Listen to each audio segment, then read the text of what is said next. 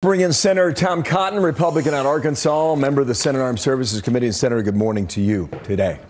The foreign minister in Ukraine put a fine point on this, saying that a country cannot be half invaded.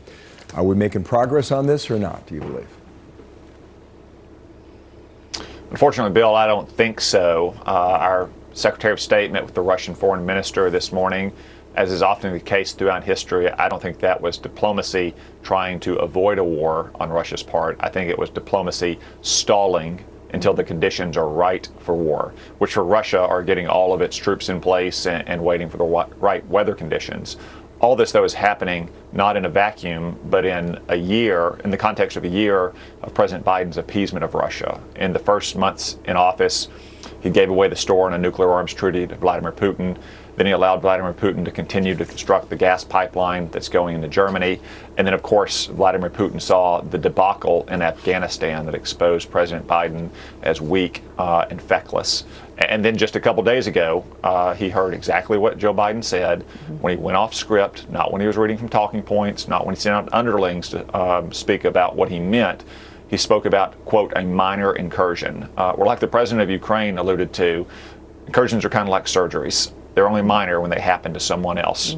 Now is the time to try to avoid this war in Eastern Europe. The last thing the American people want to see is a war that undermines any of our interest in Europe.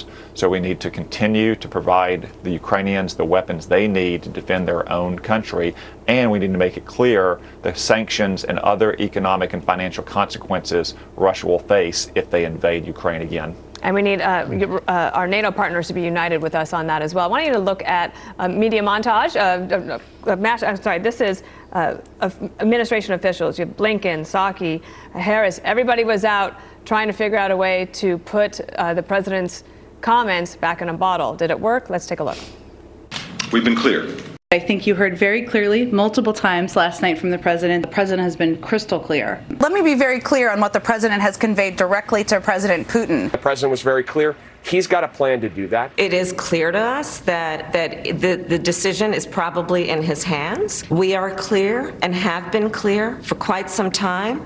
Senator, in my experience, if it's clear, you don't need to have lots of different people explaining how clear it is. Yeah, I think it's clear as mud, Dana. Another telling moment when Joe Biden went off script was yesterday when your own Jackie Heinrich asked a very good question. Why is he sitting around waiting for Vladimir Putin to make the first move? And he called that a stupid question. Actually, it's a very good question, not just about Ukraine, but about foreign policy under the Biden presidency in general.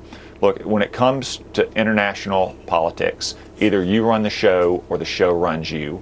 And for the last year, President Biden has been allowing the show to run things. And that's why our adversaries, not just Vladimir Putin, but Xi Jinping and the Chinese Communist Party, have been taking advantage of us at every turn. It's time to get off the back foot and get on the front foot to get the outcome that Americans want, which is to avoid a war in Europe that undermines our interests. Senator, last question here. You heard what Mitch McConnell had. He had three specific ideas for how you could help Ukraine now defend itself.